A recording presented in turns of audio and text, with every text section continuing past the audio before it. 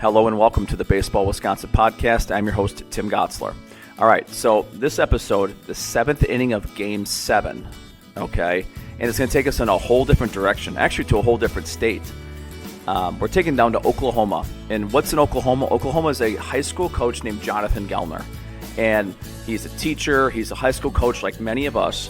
But what got me interested and connected with Jonathan is he hosts a podcast as well. Okay, it's the Ahead of the Curve podcast with Jonathan Gelnar. And I'm going to be very honest with you. Like during this episode and getting this set up, like this is a guy I look up to a tremendous amount. When I started this 5 years ago, I really looked to him, and I was just a listener. I never met the guy. We would message on Twitter about a variety of things. I'd hear something on his episode, and I'm talking like he's got 300-something episodes at this moment. He's putting out content like crazy, and he's got everybody. He's got pro guys, college guys, high school guys. I feel like his reach is all over the country. So throughout the years, I'd message him on some just podcast stuff. How did you get started? Because he'd tell his story. He's a high school teacher. He's a baseball coach. I'm like, well, that's just me in Wisconsin. And then I'd listen to his episodes, and I'd ask him about this or this. And we just formed a relationship because of social media. And one day I'm like, hey, you want to come on this show? He's like, sure. Lined up a time, got it going. Of course, we had some tech difficulties because that's how it would happen, right? And what's his connection to Wisconsin? Well, his dad played for the Brewers, if that's any connection. But no, honestly, most importantly, the episode's fantastic. Jonathan's a phenomenal high school coach. But it's the lasting effect of this episode is I hope to connect you, the listener, with his podcast. Ahead of the Curve with Jonathan Gelnar. So, without further ado, Jonathan Gelnar. All right, we're live. Jonathan, how you doing today? I'm doing great. How are you, Tim? Fantastic, man. Hey, for our listeners, just give us a background. Where'd you start? Where'd you grow up? Tell us about your journey through baseball. Yeah, so I grew up in a very small town in southwest Oklahoma called Hobart. I got the baseball itch, I guess you could say, from my dad. He played parts of 8 seasons in professional baseball, and I think 6 on and off in the big leagues. And getting to talk with him and getting to hear all of the clubhouse stories and all the different things, you just kind of, it's one of those that's really surreal moments. And to me, he was always just dad. But you start to see, I think I heard a stat the other day that there's 23,000 ever Major League Baseball players, and you could fit them in half of a stadium. It's crazy. So I wouldn't say there was a lot of pressure with that growing up because this was before the internet age, and unless you knew word of mouth. But he was always very good as a dad, which is kind of what I strive to be. Especially as a coach with my kids, he was always in the left field line. He would never yell at games, and he always just kind of wanted me to pursue my own journey. But played football.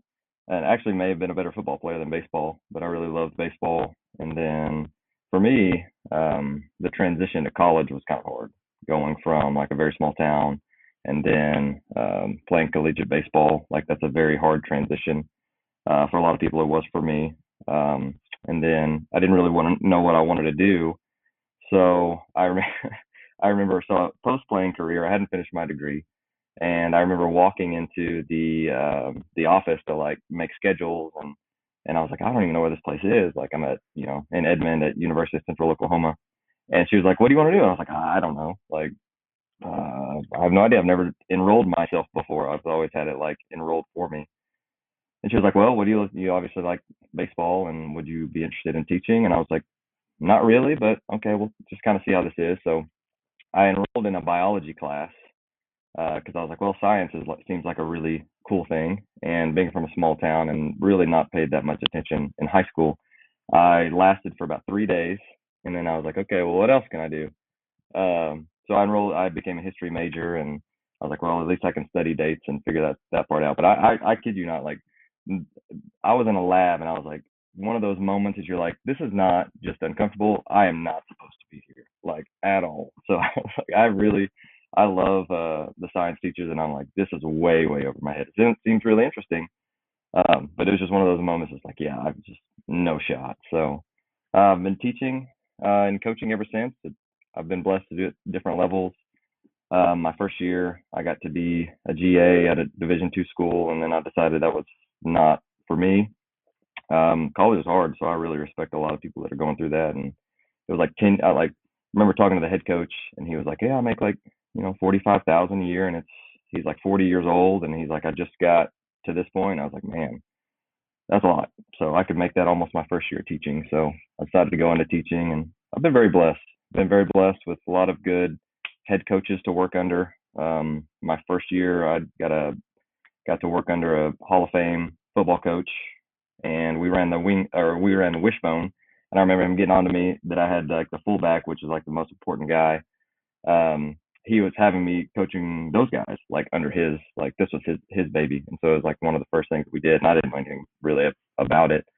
And I had him 3.5 yards, and he needed him like exactly at 3, and so he taught me a really good amount of attention to detail management. I work under 2 Hall of Fame coaches at Union High School, baseball and football, who were really great. At Owasso High School, the winningest head coach in Oklahoma baseball history, has over 1,300 wins now. And then one of our assistant ADs at Claremore was a national Hall of Fame coach and national coach of the year. So a lot of the stuff that we're going to talk about, I've stolen. I lean on a lot of different people, and so I've been very blessed to be around a lot of different people, and that's influenced me greatly. Well, that's the thing is, I mean, you talk about like the coaches you've been surrounded by, guys you played for, your dad, like, going into that profession, going into that passion, you had such a great, guys to look up to. And then this is before the podcast even starts. So like before we get to that, like, we're from Wisconsin, we have a lot of limitations. Like, us the listeners are into the really tight schedule. Like, what does high school baseball in Oklahoma look like? Kind of give us that 12-month overview. How much contact do you guys have? And then we'll dig into the school you're at. Yeah, so we time, but it used to be whenever I started, it was like if you're enrolled in a class, you can keep them as long as you want. And so Oklahoma is pretty unique. Um, Here we can have them for the class period all fall, so like all of August through November 30th. We can have them for an hour. So like it's a baseball class in Oklahoma. We actually have a weightlifting class too, which has been a phenomenal thing for us. We just started that this year. And so, starting December 1st, you can have them for unlimited amount of time. And that's, for me, that's like a good, because the weather is so bad here. So December is actually better than January, so we can actually get them out and we can long toss with them. But play sport kids here. So we have about half of our guys to, November, and then we get the other, 2/3, and then we'll have a couple of wrestlers this year and have a couple of basketball players. So we really don't have a transition for them, which is unfortunate. So we start March 1st, we start games, and then it's just a rebound a little bit. This is February, so we start scrimmages. We get 2 weeks of scrimmages for about starting on February 15th, and then we start games on March 1st. So basketball season will run into March here if you're playing for a long period of time, and so will like wrestling state. And so I like that is one thing that I wish they would fix a little bit, just to give those guys a little bit of a breathing room and get arms healthy, and or at least have them playing catch, because that's a lot for those guys. But baseball is kind of a unique state in that way. And we also have, I don't know if you knew this, we have schools here. We have a fall state, so they play baseball like, and small meaning like you're graduating with like 50, 60 kids. They don't have enough to play football, so they elected, I don't know how many years ago, to do like a fall state championship where they play like August, September, and then they're really done, middle of October, and they play for like state titles. So they get, baseball season, basketball season, usually for those guys, baseball season, and then summer ball. So there's a lot of really good baseball players that come out of that because they play so many games. So they get an extra 30 games a year doing that stuff, which is kind of unique. I think we're the only state that does that. Yeah, I've never heard of that before. That's so interesting. But like I said, you've grown up there. Like this is old hat to Right. you, and you've been able to, you went through it, and now you're coaching through it. Tell us more about the school you're at right now. How long you've been there? Give us an enrollment size. Digging a little bit. I know you guys are in the second highest classification. So maybe start there. Tell us more about the school you're at. Yeah, we're about 1,200 ish kids. So I don't know if that's large or small compared to to Milwaukee schools, but yeah, we're in 5A, which is the largest classification here is 6A, and 6A has several schools that are like 5,000 kids, a couple of them. So 6A, very large spread. 5A goes from 1,200 to about 800 kids, 32%. But I think when you ask me this question, like what's unique, what's something about it? So our mascot is the zebras with red stripes. And so like it's a very unique thing. I think there's like two or three. There's actually one other one in the country, and I think there's only two or three programs that are the zebras. But I was like, that was the first thing, like the first one of the first things that I asked when I got there. I was like, what's the story? It's like cattle, buffalo. What's the deal with the zebras? And so they said in the '60s they ordered new football uniforms, and they were like the Hornets or something. And so they ordered new football uniforms, and they came in and they were like horizontal pinstripes with red, like white with red pinstripes. And so the small town stuff, it's like, oh, they look like zebras, like red stripes. And so for whatever reason it stuck. So not only zebras, we are zebras with red stripes. So that's kind of one of the first things that people are like, oh, that's kind of weird. So it's unique, which I can absolutely appreciate some uniqueness about that. But we can get into more specifics if you'd like to. What would you like to talk about as far as the program goes? Yeah, I kind of want to start the fall with your hour baseball class. Like when you talk, like kind of walk us through the school year. Again, since now you have a weightlifting separate class for that, I'm guessing over time that's evolved. I'm sure you use that time to weight train, and so maybe start with that hour. Are they in your classroom? What does that look like? All right, so I'm intrigued to hear more about baseball class in the fall. 1 hour. How do you spend that hour most efficiently? So, yeah. So one of the things that I mentioned earlier, we do have a weightlifting class, and so that is going to be dispersed throughout the day, like whenever the kids can get it in. So a lot of our kids will be like concurrent enrollment, or we have like a work release class that kids can go like job shadow and do some different things like that. So just whenever their schedule allows them to be able to do it, and then the last hour of the day is always athletics. So it will be, for every school or for every sport on campus besides junior high, which we do have a junior high program. It will be last hour. So mainly so I coached before this was a thing, and then we were trying to figure out. So the main reason that they started this was like arm health. They wanted to, keep guys from abusing arms, which was kind of interesting to me since we do have fall baseball as a state championship thing, but that's neither here nor there. But so they limited to everybody to an hour, and that was the off season. And so trying to figure out what can you do. So it's from like the start where they when the start of the class starts, you get 1 hour. So it's like, okay. So biggest thing was cutting down on transitions. So I remember the first year we did it, and this is whenever I was at Union with Coach Newkirk about 10 years ago. We were like trying to do offense and defense, and then there'd always be like 10 minutes in between. And so really just trying to figure it. So it's like 10 minutes a day, 5 days a week. Okay, that's 50 minutes. That's almost an entire class period that we're like transitioning from one to the other.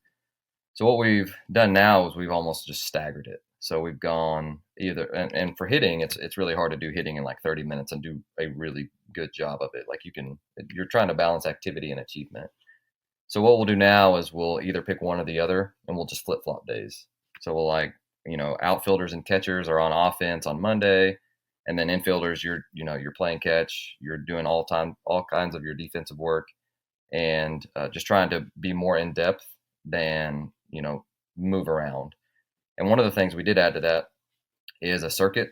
So one of the things that I've done lately that I've really liked is when we're inside, and I know a lot of the northern guys who are much better coaches than me are probably going to be like, oh yeah, we do that all the time. But it's like instead of like doing one thing whenever we're inside, we do several different things. That's like, okay, now we still may have a minute transition, but it's like we're going to go cages, then we're going to go do arm care, then we're going to play catch for 10 minutes, and then that way it kind of hits on everything if that's a route that you're wanting to take. So we just figured out like if August is the furthest away we can have basically in practice from our start date, then we really want to focus on like building skills. And then the closer that we get, we want to focus more on like competitiveness and like how do we win with what we've got. So like August and September, we call it block one. That'll be more of our like skill building phase, like your bat speed. We're trying to gain a bunch of weight, um, the right way, not just get fat. But we're really trying to like focus on the skills and like level up what they need to work on. And then the closer we get to competition, so like December 1st hits, it's more of like, okay, pitch design, it's holding runners, it's how do we quick to the plate, and then trying to figure out how to like pitch shape on machines or like go live, especially because we have a couple of staff members who pitched in college baseball, which helps. But how do we do that? So it's more of like, you know, trying to balance how many reps we're getting versus the quality of reps as well. Because like I said, the further you are away and the more time that you have, the more you can focus on like the skills and really teaching it. And the closer you get to it, it's really hard to do that stuff. So how do we use what you've got, your strengths and weaknesses versus what the guy on the mound, his strengths and weaknesses are, and then going over more like game planning and things like that. So we just try to be really efficient. But I think a lot of people, from what I've noticed and from what that I've done in the past, we take for granted that dynamic warm up.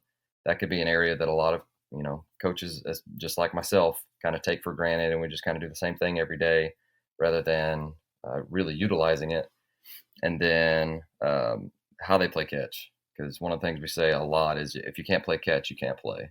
So we really focus on making sure like we have some sort of intent, whether that's, hey, we're trying to massage long toss today, we're trying to do headshots today, we're trying to we do an athletic throwing program where it's basically like they're moving different directions and just trying to get them to be able to play catch from different and multiple arm angles. So I don't know if that answers your question about the hour, but it's just not being able to see like what people have. But we do have an indoor, we do have a baseball field, we do have a couple of cages in center field. So just going through that, and then I think the biggest point for me was how do we limit the amount of transitions that we have in in the time that we have, because it's so limited, because then over time that's going to create a cumulative effect that you're losing versus somebody else who's more efficient is going to be gaining that time back. And that's one of the things we try and do. All right. So now, like, how many kids are we talking here? Like, what size? What size is the group? So right now, I think we have 32. So at like I mentioned, during football season, we'll have I think we had around 20. And whenever we get everybody out there, we'll have between 38 and 40. And so what we did now, which is, we're in season now, we do try and split up into several different groups doing several different things. And I can get more in depth with that if you want me to as well. Yeah. So one of the things, I do have a good staff. Like we have 4 on high school. We have a junior high coach who's the head junior high coach. He comes and helps out. We hired a lay coach this year, which is somebody who just helps out when they can. And then we have a volunteer assistant who was a former player for us last year. So this is like my first year that we've had enough to where I can just like oversee everything, which has been really nice. And I would highly suggest that if you can do that, then do that. But that allows them to all coach different areas.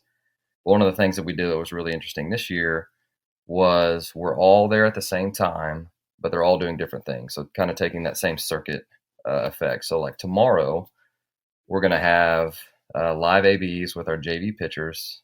And so just kind of looking at it from the perspective of, okay, how do I not limit standing around? How do I make sure that our younger guys are developing?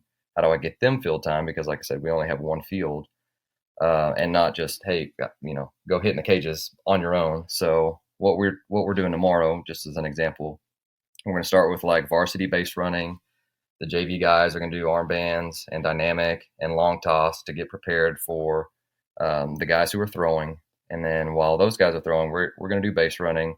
Whenever those guys are going to transition to the field, then our varsity guys are going to do bands, arm carry, and go hit in the cages.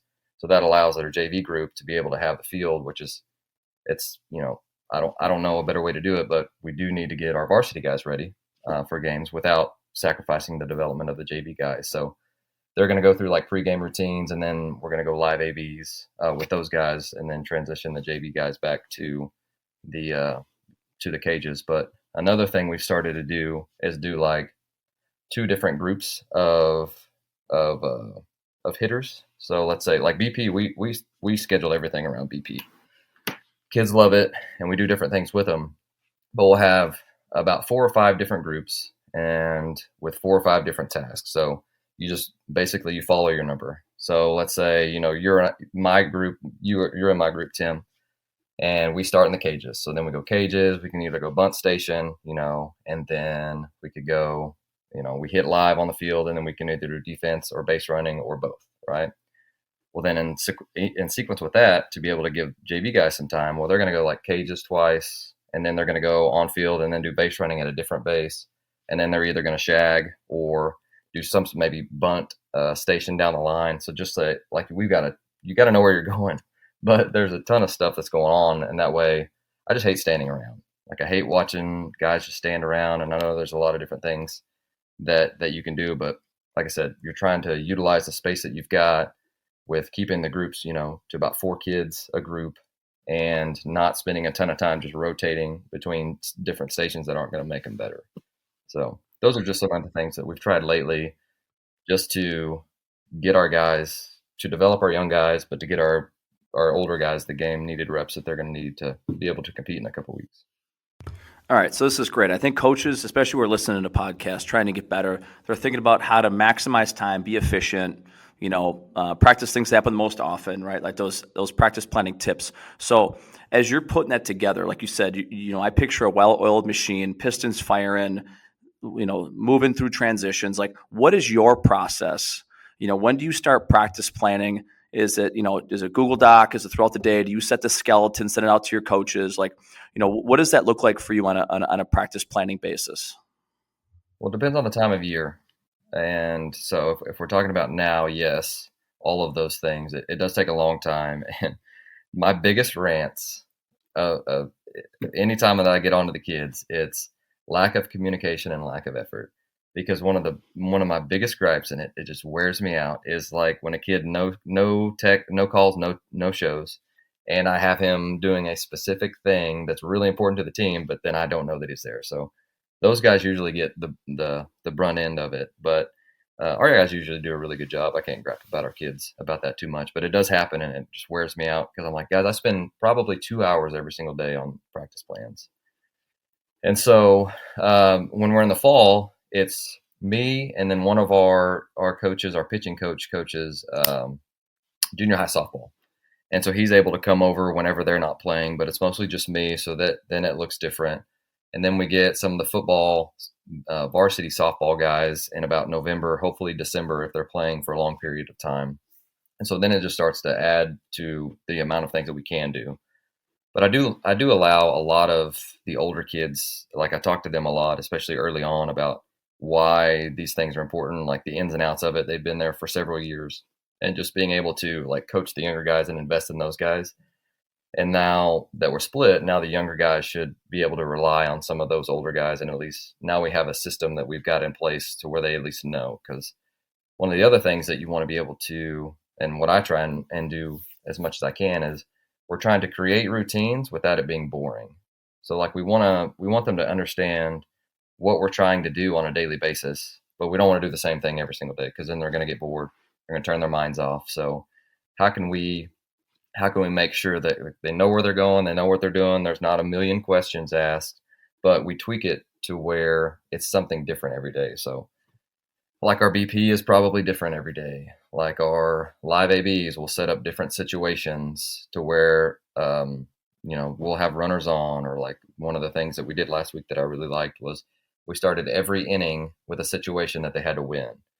And you've got one shot to either the offense either wins or the defense wins, and you get a run for that. So you can do first and third, and you got one shot to get it, and then you reset, and then you just play the inning live. So it may add, 2 or 3 pitches to the inning, but it gives them a situation to where we don't necessarily have to work on team defense that day. We set it up to where they're doing it live and there's pressure on them. But yeah, as far as practice planning goes, it is something that I really enjoy. It does take a lot of time. And, with the weather here, it kind of sucks. There's a lot of days that I do have to plan on too, because it might be raining or it might be too cold, or it just changes all the time, or the field might be too wet, even though, I think that it might not be. but I do include the coaches early, and I just kind of give them an outline of what I want, and then within their small groups, like individual defense or kind of the scope of team defense, I'll take basically practice plan design, and then BP because I'm the offensive guy, and then what we want for team D, and then they've got the rest of the stuff. So like guys in the cages, I'll just say, hey, like work with the guys, make them better. And so that I'm trying to. We have a lot of young guys. Last year, I took a lot of it on because they were brand new to the program. They didn't know necessarily what I wanted. How do we coach our guys? And so this year, I'm trying to give back some of that. I need to do a better job, but giving back some of those, like some autonomy to some of those guys because they are good guys and they are good coaches. But sometimes, with younger guys, you just want to make sure that they understand like exactly what you want, so then they can go out and they can execute. All right, so we spent most of the time here talking, drill and skill and, block one and then, getting like simple to complex and working into competition, getting ready for, where you guys are at in the season here in February. But what are some off the field stuff you guys do? I mean, again, you're in the building, you're in the classroom, you got these guys throughout the year. What other things do you guys do off the field to help kind of ingrain in your culture? Yeah, you sent me over the question list, and I actually I think the question was like, what is something unique that you guys do? And I sent it, I asked for help for our staff, and I was like, and the only question I got, or the response I got was, that's kind of, because we're all in such our small bubbles. Like we don't really know what everybody else is doing, and we're just kind of head down and trying to figure that part out. But I was like, okay, well, let's just talk about the off the field stuff. So one of the things we do, because you guys know fall baseball, I know it's a blessing that we get to be able to do that. And I know the coaches, I have friends in Chicago and some of the northern states, and I'm like, you guys are way better than me because I would be stressing out if I didn't have a couple months to get ready. But it does it can drag on at times. So one of the things that we did in our off season, and we installed a point system. So we call it Zebra Tough, and we just give points for like everything. So like volunteer opportunities, who's showing up for extra work, and who's winning these different competitions.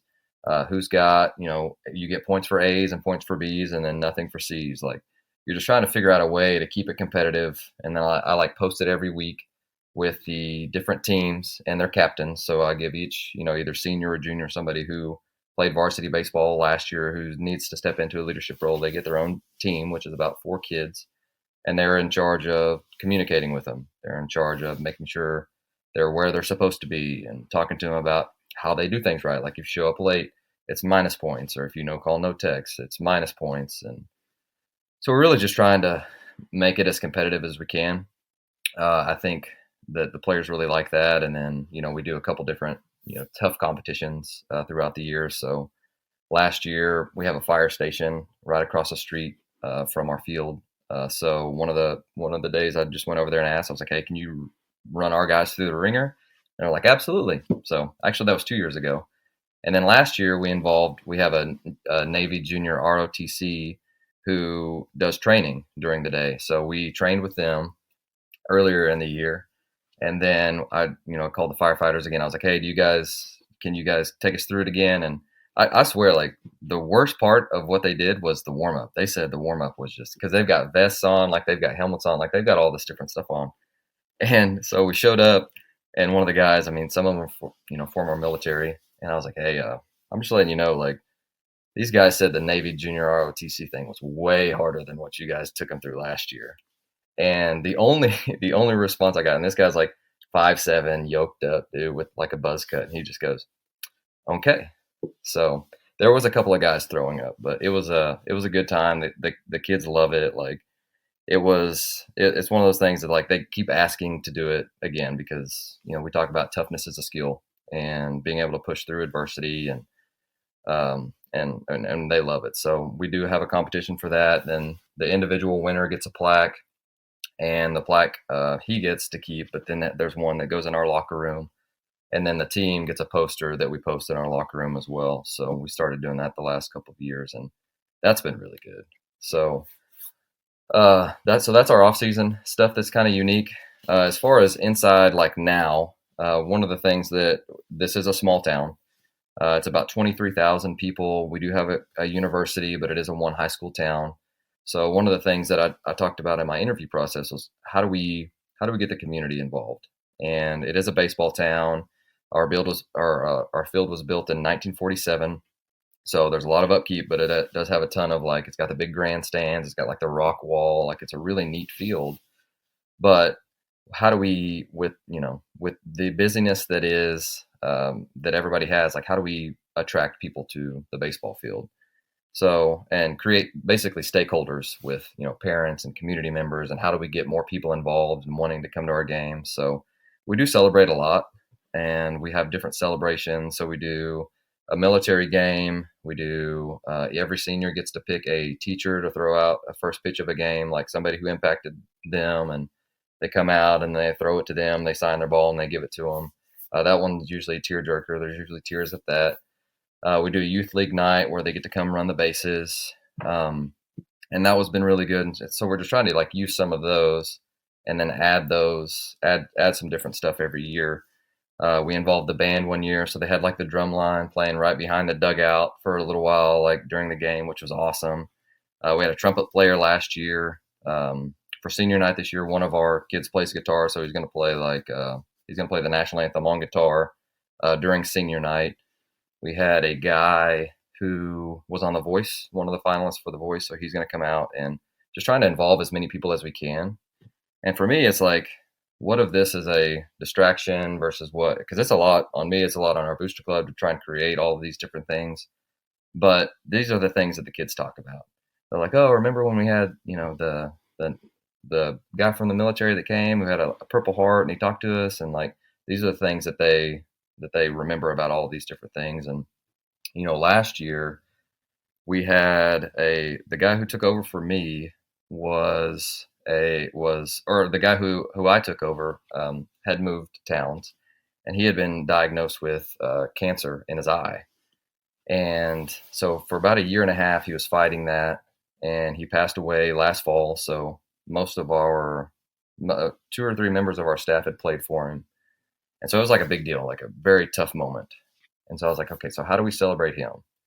So one of the things we did this year is we're going to have a night for him.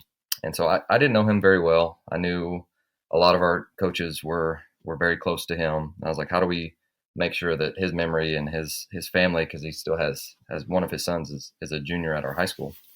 So how do we make sure they don't feel left out? And so I called his wife and I said, hey, I would love to be able to do like a remembrance game. And you guys come out and you have your sons here. Two of his 3 sons will graduate from Claremore. You guys come out and throw out a first pitch.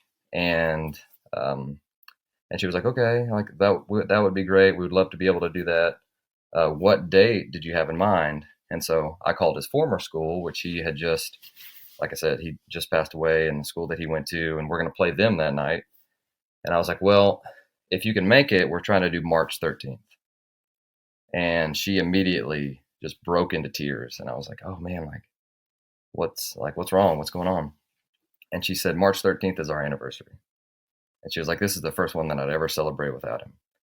And so I had a hard time not like breaking down too, but I was like, oh my gosh, like, so these are like the moments that we're just trying to create. We talk a lot about like, and that's not me. Like for me, that's a God thing for sure. Like, but with the stuff that's like this, like how do we create more people that want to be a part of it? How do we create more community involvement with that stuff? And then once the game starts, we're still trying to kick their ass, but yeah, we're trying to create as many celebrations as we can. So I've got a couple other ones, but I feel like I'm rambling on. No, I'll tell you what, though. I mean, I'll be looking at the weather in Claremont. I'll be looking at the weather in Oklahoma on March 13th and hoping you don't get rain that day. I mean, that is an unbelievable, like the synchronicity of a moment. Good on you and your staff for making time and space for that. And I'm just so excited for you and your staff and your community and for his family and everybody else to have that. That's just incredible. But man, like it just got me thinking about like how we got connected was through your podcast. Like I've listened to so many of your episodes. I listened to you talk and I'm like, we have about 1,300 kids at our school. We're one high school town. We got about 35,000 kids in our community, our people in our community. Like and I'm a social studies teacher as well. Like, it's just all making more sense. But I gotta love to know how you got started on the podcast, and then maybe in that talk about some ideas that you've stolen and things you've worked into your own program. Sure. No, I got started basically because Jeremy Sheetinger. So podcasts were kind of a new thing whenever I got started, which is crazy to think now. But I think I was spending a lot of time in the car. I was living in Dallas, and I was driving like 10 miles, which equals like 40 minutes in Dallas. And I rolled through like all the ABCA podcasts, and there were some other like coaching ones, but there wasn't a ton of them out there that were like, okay, how do I steal this stuff? And so I contacted Sheets, and he kind of sent me down the right path to be able to just reach out to people. And there were just so many people that were very open to that at the time. And that's basically it, because if it hadn't been for him, and then I spent a lot of time on YouTube trying to figure out, okay, what programs do I use? How do I edit this stuff? Like, what kind of microphone? And Ryan Hawk was another one that I reached out to, and he does one. It's called the Learning Leader Podcast, and he was like, "Hey, like, this is all the things that you need." I was like, "Okay," like, and so we just kind of started interviewing people, and I do it now basically just to create friendships, and I still steal stuff quite a bit, but now it's really neat to be able to like go to the ABCA and like know so many people, just because they have given me the opportunity to pick their brain and to share it out with basically the rest of the country and a lot of parts of the world, which is really cool. All right. Again, as you're telling the story, I used to listen to ABCA podcasts, and I'd listen to Sheets interview everybody, and then who we'd tag on Twitter, and then I'd follow them, and then I'd follow them, and then all of a sudden, like, your name would pop up. I feel like I was like a 5 years behind you doing this, and then I started reaching out to you on Twitter of how I should do this, as well as going onto YouTube. And it's just amazing to me, the baseball community, because we do this in Wisconsin. It's part of our state association. I mean, I look at what Sheets was doing for the ABCA. This is what I'm doing for the WBCA. And just watching like the episodes go through, and I got to ask you, like, how do you keep up? I mean, this is like every week. I know you're a baseball junkie, but like, kind of how do you feed that beast? How do you keep the fire going for all these episodes? It's kind of hard because there's been a lot of moments that I've been like, oh, I don't even know why I'm doing this anymore. Like, especially editing stuff, it kind of sucks. And then it's like for wherever, I don't know if you know that, well, you do know this, but most of the listeners, it's like for every hour that you put out, there's probably an hour or more of just getting all of it done. Because then it's like, now you got to record an intro, and then you've got to add the music, and then you've got to add the outro, and then you got to upload it, and then you got to do the show. It's just stuff grunt work that I would have to pay somebody way too much money to be able to do that stuff. So I just kind of do it on my own. But now it's just like, just trying to find some time to be efficient with it. And like, if you'll know now, like I've done the same interviews, but I've cut them up into the parts of the season. And then next summer, I'm going to do like a best of series and go through like our most listened to episodes, and then just kind of put those out there, just because like you said, it's 350. So there's a lot of them that people probably don't go back 5 years and listen to all of them. So it's kind of hard, but when you have those moments of like people reaching out, people reaching out, and then you have like, or somebody sends you a text like, hey, that was a great one. Like, any of those moments of encouragement are always like really, because half the time I'm like, I don't even know who listens to these anymore. I like have this voice of doubt in my head. I'm like, I don't even know why I'm doing this anymore. Like, legitimately, like the next day I'll have a text and be like, hey, I just started listening to this and it's awesome. Or, hey, I really love that last one. So if you are listening and you love Tim's podcast, make sure you reach out to him and tell him thank you, because it does take a lot of work to be able to do it. But once you get out of it for a little while, then you're like, now I got to get the itch to get back in and start interviewing some people. For me, it's almost like I feel left out or feel left behind. So I don't want to ever feel like that. Well, and I feel like as I listen to your episodes, like it's like recommendations of recommendations of recommendations. Like one coach leads to another coach, because obviously like your network has just grown and grown. Is that accurate? Am I seeing that correctly? Oh, absolutely. Now people aren't as active on Twitter. That was a big thing whenever we started. And so I could just reach out to like people putting out content. And then it started developing like, okay, now it's, I don't want to say look at me type stuff, or like, hey, bring in lessons type stuff. But a lot of the people that I was reaching out to now in professional baseball or in college baseball, and we're busy, we don't post as much stuff, and you've moved on to different things. But yeah, it's coaches knowing other coaches, and then like one of your questions was like, you know, how did this lead to, you continuing to do that? And I wrote down just some names that I text this week that just asking for advice from the podcast. And I had a couple of them that that are local friends, but it's like I reached out to Tom Marker, who lives in Ohio, Matt Denny, who lives in Arizona. I reached out to Barry Rose, who we played against in Frisco, Texas, and then Josh Wheeler, who's a small school coach, and like Steve Roof, who's in Kentucky, and then like Pete Savage, who's in Reno, and asking them about different things and different aspects of the program. I would never be able to do any, a lot of the stuff that I do, I have stolen, but just how do I do it with my program? That's where we get those texts back and forth. Like, hey, I've got these limitations, like my weather's not as good, or I don't have as much time for practice, or we play 5 days a week and you play 2 days. Like these are different things and conversations that I think are awesome with the coaching community. Oh, absolutely. And as many episodes as you do, like, and you talk about going to the ABCA and you have this network, like how else do you scratch your professional development itch? Like what else are you working on? Obviously your season's up and going. You talk about middle of the month, you have scrimmages by March 1st, you're starting games. Like what are you working on right now, or what did this off season look like for you personally as far as development? Well, this is going to sound really boring, but I think I'm trying to do less but better. And so I used to like read a book a week, and I just now I'm getting to the point where it's like a lot of the books that I read are like they're kind of regurgitated information, stuff that I've heard before. So how much am I actually getting out of it? But the ABCA is awesome. Going to your local conventions is awesome. Just reaching out to other people is the best thing for me right now. But it depends on your stage of learning.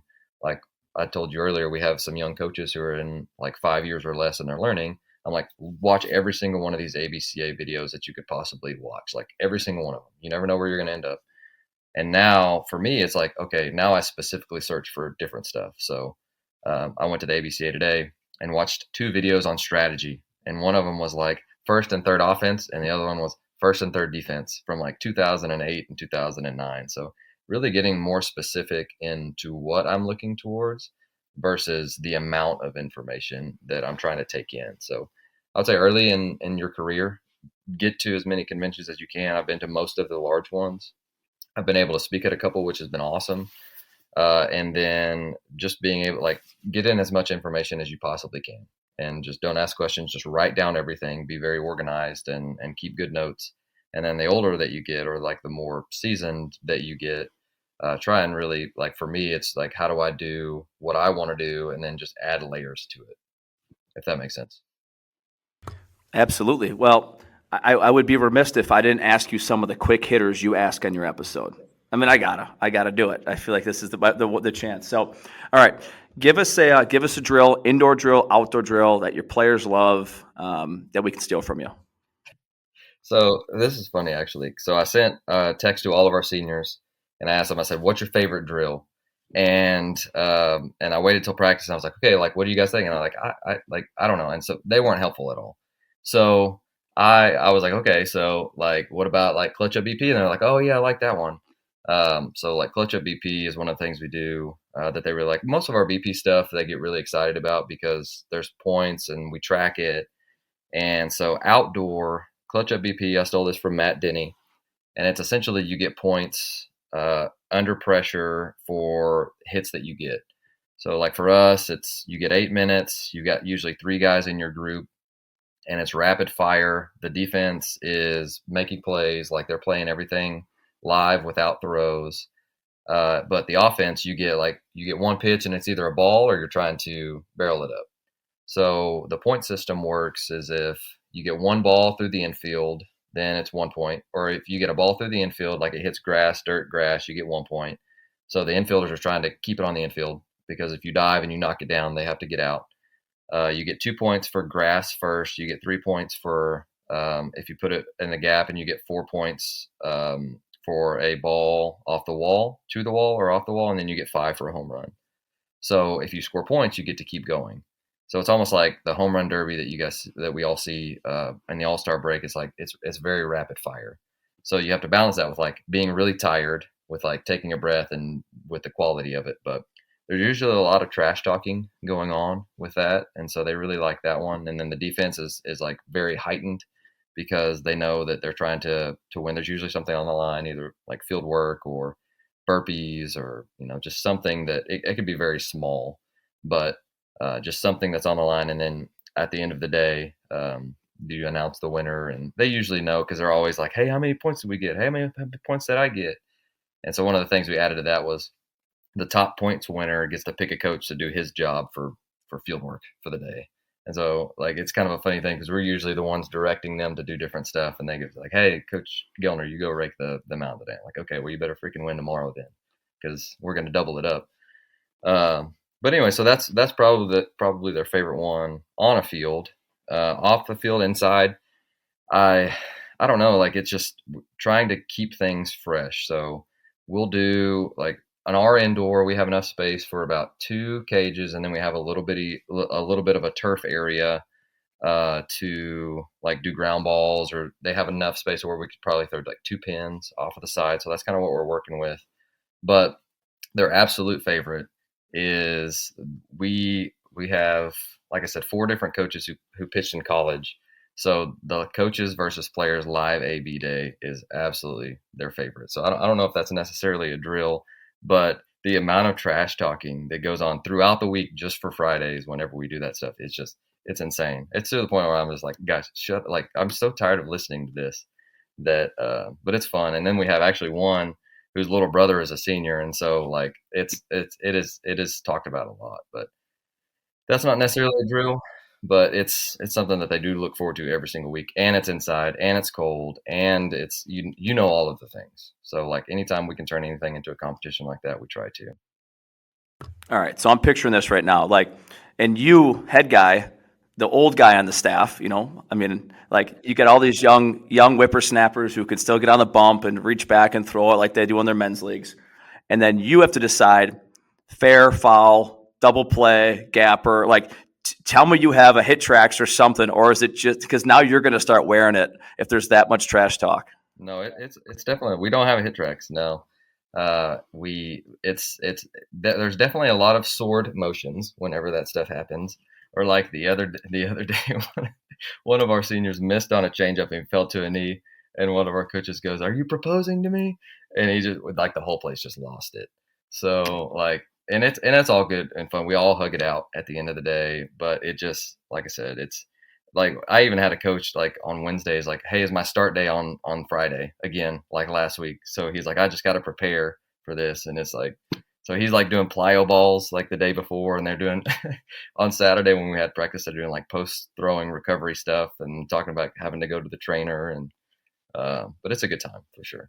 But no, I wish we had a hit tracks. That'd be awesome.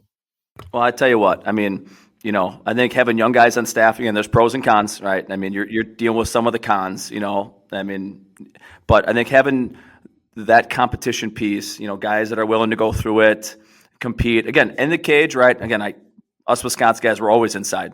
So it's either a cage bomb or a home run, or it's a fly out. Depends if a pitching guy says it's a fly out, offensive guy says it's a bomb. Ball on the ground is either a base hit through or it's a double play. Like, it's just amazing who you talk to.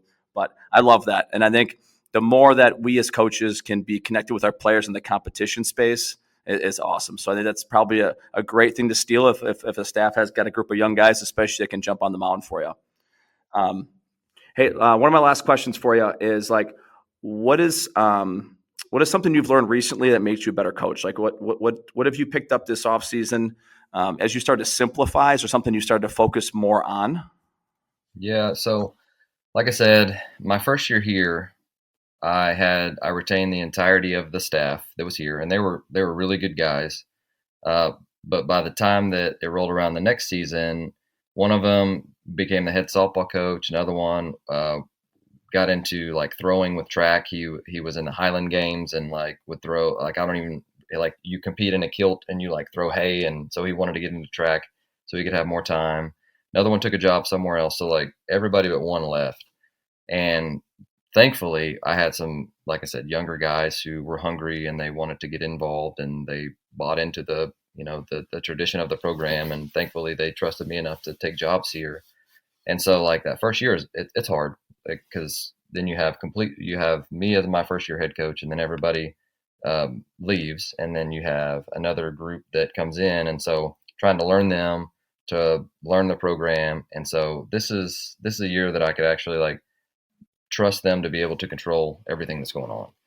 And because at the end of the day, as head coaches, like it's in our hands. And so giving them enough to where they feel hungry and they've earned it. And so that's one of the things that I've learned is I want to try and give out as much as I can to those guys because there's some future head coaches that we did hire. And then the other thing that we've done, I don't know if I've learned it, but it's something that we've implemented and you've seen it around. It's hero, highlight, and hardship. And so we started to do that over the last 2 weeks, and coaches started it. And you basically give, like, you take a couple minutes at the end of practice, like, takes 5 minutes or less. But a coach, I started it. I said, who's your hero? And so, I talked about my dad. I gave a highlight of like getting married and having our kids and just the amount that goes into.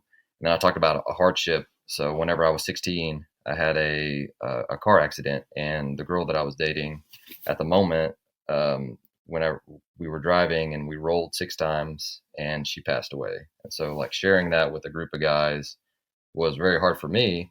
But within like the last week, I've had several parents that have reached out to me like that's one of the most impactful things that you guys have done, like showing who you are.